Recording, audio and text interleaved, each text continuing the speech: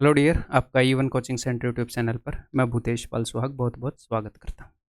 इस वीडियो के अंदर एक बहुत ही कॉमन क्वेरी जो मेरे पास आती है उसका मैं जवाब देने वाला हूँ। बच्चे ये पूछते हैं कि सर 100% क्वेश्चंस को ऐसा कैसे हो सकता है कि हम सारे क्वेश्चंस को फास्टेस्ट मेथड से एग्ज़ाम के अंदर कर पाएँ। ठीक है, जो उनका बेस्ट मेथड है या फिर जो मेथड है मिनिमम टाइम में जिस मेथड से हम उस क्वेश्चन को सोल्व कर सकते हैं उस मेथड से हम कर पाएँ, हमें वो मेथड स्ट्राइक हो जाए, ऐसा कैसे हो सकता है? या फिर जो नए क्वेश्चंस हैं उसके अंदर भी हम ना फंसे, ऐसा कैसे हो सकता है? मैं आपको एक बात बताना चाहूँगा कि प्रैक्टिकली क्या अचीवेबल है, क्या अचीवेबल नहीं है, मैं वो दूर करना चाहूँगा आपका भ्रम। ये प्रैक्टिकली अचीवेबल नहीं है। क्यों नहीं है? हम एग्जांपल लेते हैं कि पहले जब सीजीएल का मेंस था, उस मेंस के अंदर जो 100 क्वेश्चंस आते थे मैथ्स के, ठीक है? तो अगर मैं किसी भी क्वेश्चंस को उसके फास्टेस्ट वे से करूँगा, तो जो एवरेज टाइम है ना, वो लगभग 30 सेकंड के करीब आएगा। अगर मैं क्वेश्चन को पढ़ूँ और पढ़ते ही मुझे उस क्वेश्चन का फास्टेस्ट वे स्ट्राइक हो जाएगा, तो कई क्वेश्चन 10 सेकंड में भी हो जाएँगे, कई क्वेश्चंस का फास्टेस्ट वे ही 1 मिनट का होता है। वो क्योंकि क्वेश्चन ही लेंथी है, तो कई क्वेश्चन ज़्यादा टाइम में भी होंगे, लेकिन एवरेज टाइम 30 सेकंड के अप्रोक्स आ जाएगा अगर डायरेक्टली मुझे फास्टेस्ट टाइम स्ट्राइक हो गया तो एक क्वेश्चन को मैं आधी मिनट में कर रहा हूँ, तो 100 क्वेश्चंस को मैं कितनी देर में कर दूंगा? मैं 50 मिनट के अंदर कर दूंगा, या फिर मैं 60 मिनट के अंदर कर दूंगा। लेकिन टाइम हमें कितना मिलता था? टाइम हमें मिलता है 2 घंटे का।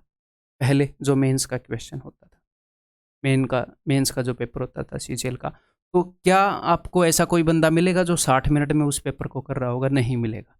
और मिलेगा भी तो उसको 7-8 साल मैथ्स की ही तैयारी करनी पड़ेगी, तब शायद वो ऐसा कर पाए।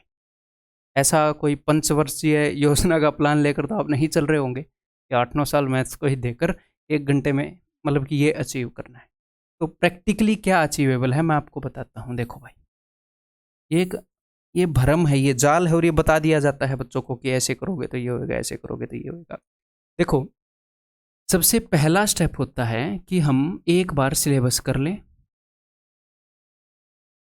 सिलेबस हो गया और उस सिलेबस को हम at least exactly same content को हम 3 बार करें। अब चाहे मेरे से पढ़ो, किसी और टीचर से पढ़ो, कहीं से भी पढ़ो। जैसे गन्ने को मशीन के अंदर डालते हैं, उसका जूस निकालते हैं, ऐसे ही सिलेबस को मानो एक बार। जब आप एक सिलेबस में से गुजरते हो तो आप एक बार में 100% नहीं सीख सकते, चाहे मैथ्स हो, इंग्लिश हो, रीजनिंग हो, कुछ और हो। ठीक है, रिपीटिशन ही आपको बेहतर करती है चीज़ों के ऊपर। तो एट लीस्ट आपने 3 बार एग्जैक्टली सेम वीडियोज और एग्जैक्टली सेम पीडीएफ से निकलना है। ठीक है, उसके बाद क्या करते हो? उसके बाद सेकंड आपका स्टेप होता है प्रैक्टिस। प्रैक्टिस करना। प्रैक्टिस आप नॉर्मली भी कर सकते हो कि भाई क्वेश्चन सोल्व करो। मैं आपको बताऊंगा कि आपके लिए बेस्ट क्या है, ऑप्टिमम क्या है। अगर हम 100% ऐसे टारगेट नहीं कर सकते तो आप क्वेश्चन सोल्व करते हो और सेकंड आप बहुत सारे मॉक टेस्ट देते हो। ठीक है, ये काम करने के बाद तो भाई जो ये प्रैक्टिस है ना, प्रैक्टिस का काम ये नहीं होता कि 100% क्वेश्चंस को फास्टेस्ट वे से सोल्व करवाना। आप जितनी ज़्यादा प्रैक्टिस करोगे, मान लो आपने कम प्रैक्टिस करी थी तो आप सिर्फ 50% क्वेश्चंस को सोल्व कर पा रहे थे फास्टेस्ट वे से, या फिर आप सिर्फ 40% क्वेश्चंस को फास्टेस्ट वे से सोल्व कर। जब आप और ज़्यादा प्रैक्टिस करोगे और ज़्यादा क्वेश्चंस को करोगे, ऑफ कोर्स हमने रिलेवेंट प्रैक्टिस करनी है, तो क्या है, फिर धीरे धीरे आप 55% क्वेश्चंस को फास्टेस्ट वे से सोल्व कर पाओगे। और हो सकता है 50% क्वेश्चन को आप फास्टेस्ट वे से कर पा रहे थे हैं, और बाकी के 20% क्वेश्चंस को आप लंबे वे से कर पा रहे थे, तो 50 और 20 70, और 30% क्वेश्चंस को आप कर ही नहीं पा रहे थे। ये क्या है? ये बेस्ट तरीका है कि आप फर्स्ट बेस्ट तरीके से क्वेश्चंस को कर रहे हो। ये कि आप बस कर दे रहे हो, ये है कि आप नहीं कर पा रहे हो क्वेश्चंस को। ठीक है, तो जब प्रैक्टिस होएगी तो क्या होएगा कि ये जो है कि आप क्वेश्चंस को कर नहीं पा रहे हो, यहाँ से क्वेश्चंस यहाँ पर आने स्टार्ट हो जाएंगे और यहाँ से क्वेश्चन यहाँ पर आने स्टार्ट हो जाएंगे। अगर आप ये भी अचीव कर लेते हो कि 70% क्वेश्चंस को उनके बेस्ट वे से कर देते हो और 20% क्वेश्चंस को कर देते हो, तो that is more than enough. अगर आप 10% क्वेश्चंस को नहीं भी कर पाते हो एग्जाम के अंदर, मैं ये नहीं बोल रहा कि आपको एसएससी के पेपर के अंदर 5 घंटे कर दिए फिर भी आप क्वेश्चंस को नहीं कर पा रहे हो, आपको वो कंसेप्ट नहीं आता है। ऑफ कोर्स हमने सिलेबस छोड़ना नहीं है, 100% कवर करके चलना है। तो एग्जाम के अंदर हमें 100 100% क्वेश्चंस को बेस्ट मेथड से नहीं करना होता। जितनी ज़्यादा प्रैक्टिस करोगे क्या होएगा, ये परसेंटेज बढ़ती जाएगी, ये परसेंटेज बढ़ती जाएगी और ये परसेंटेज घटती जाएगी। तो ये अपना मेन टारगेट होता है प्रैक्टिस का। क्लियर है। और दूसरी बात, सर अगर नया क्वेश्चन आएगा तो उसको मैं बेस्ट वे से कर पाऊँ, नहीं कर पाओगे भाई। अगर नया क्वेश्चन बिल्कुल ही ईजी आया है डेफिनेटली आप कर दोगे, अच्छी तैयारी की है। लेकिन अगर कोई नया क्वेश्चन थोड़ा सा घुमा कर दे दिया है, थोड़ा सा टिपिकल दे दिया है, तो आप एग्ज़ाम के अंदर स्ट्रेस में हो तो कभी कभी लोग डरा देते हैं कि ये बेस्ट तरीका है। देखो डायरेक्टली मेरे को ये स्ट्राइक हो गया, मैंने ऐसे कर दिया। नहीं, अपने दिमाग को ऐसे ट्रेन नहीं करना, ऐसे नहीं सोचना कि मैं नए क्वेश्चन को हमेशा बेस्ट वे से कर पाऊंगा। नहीं, ये क्वेश्चन इस कैटेगरी के अंदर आ जाएगा, क्या दिक्कत है, आप इसको कर लोगे, थोड़े से लेंदी वे से कर दोगे। या फिर कुछ क्वेश्चन यहाँ पर इस कैटेगरी के अंदर आ जाएंगे, कुछ क्वेश्चन ऐसे भी होंगे जो शायद आप छोड़ दो एग्जाम के अंदर, ना करो, फिर भी सिलेक्शन हो जाए। तो अपने ऊपर ये बर्डन नहीं डालना है, ये इमेजिनरी बर्डन है जो एक कैंडिडेट अपने दूसरे कैंडिडेट के ऊपर डाल देता है। कभी कभी आपका दोस्त जो तैयारी कर रहा है वो आपको डरा दे, या भाई ऑनलाइन कोई एजुकेटर आपको डरा दे कि देखो ये मैं तो 20 सेकंड में कर रहा हूँ, तुम नहीं कर रहे तो तुम्हारा सिलेक्शन नहीं होगा। क्लियर है।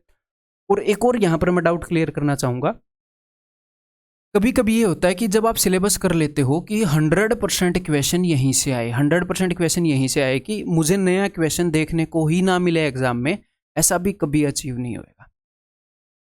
क्योंकि कंसेप्ट सेम रहेंगे, नया क्वेश्चन बनाने में टाइम कितना ही लगता है, मैं 10-15 मिनट लूँ, 15-20 मिनट लूँ, देखूँ कि इस कंसेप्ट के ऊपर नया क्वेश्चन बनाना है, जिस तरीके से एग्जामिनर उस कंसेप्ट के ऊपर क्वेश्चन बना रहा है मैं उसे दूसरे तरीके से देखकर उसको बना दूँ, जो वो पूछ रहा है वो मैं दे दूँ, जो वो दे रहा है वो मैं पूछ लूँ, कुछ भी करके नए क्वेश्चन बनाए जा सकते हैं सेम कंसेप्ट पर।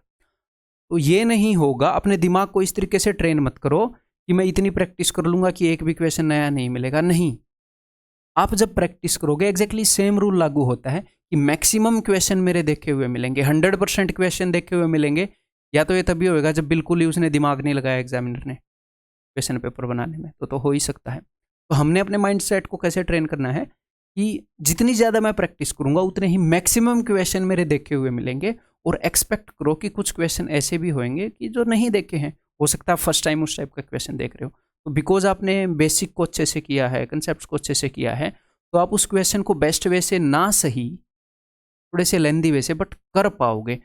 इसीलिए तो हम प्रैक्टिस कर रहे हैं कि जो क्वेश्चन हमारे देखे हुए हों उनको हम जल्दी से जल्दी कर पाएँ, जो देखे हुए क्वेश्चन है उनको जल्दी से जल्दी कर पाएँ, ताकि जो क्वेश्चन ना देखे हुए हैं या थोड़े से लेंदी हैं उनके लिए टाइम निकल पाए और उनको कर पाएँ, बस उतना एनफ है। तो ये मैं प्रैक्टिकल गाइडेंस दे रहा हूँ कि ये अचीवेबल है, फर्स्ट अटैम्प्ट में भी अचीवेबल है, सेकंड अटैम्प्ट में भी अचीवेबल है, और हमें यही टारगेट रखना चाहिए।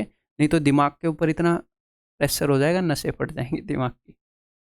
ठीक है, रिलैक्स रहकर इंजॉय करके तैयारी करना सीखो, और ऐसे स्वीट टारगेट बनाओ जो अचीवेबल हैं, जिनसे रैंक भी आएगी, ऐसे ही टारगेट रखने से। क्लियर है जी। तो इस वीडियो के अंदर इतना ही, उम्मीद है कि आप रियल में जो मैं समझाना चाह रहा था वो बात आप तक गई होगी।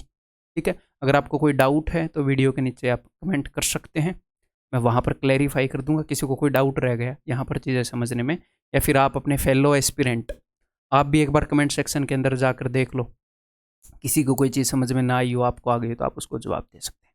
ठीक है, ऐसे ही और वीडियो के अंदर मिलते हैं। और अगर कुछ नए स्टूडेंट है जिन्होंने चैनल को सब्सक्राइब नहीं किया है एंड आप सीरियस एस्पिरेंट हो एसएससी के, तो डेफिनेटली सब्सक्राइब करो, बहुत ज़बरदस्त चीज़ें आगे। Bye bye.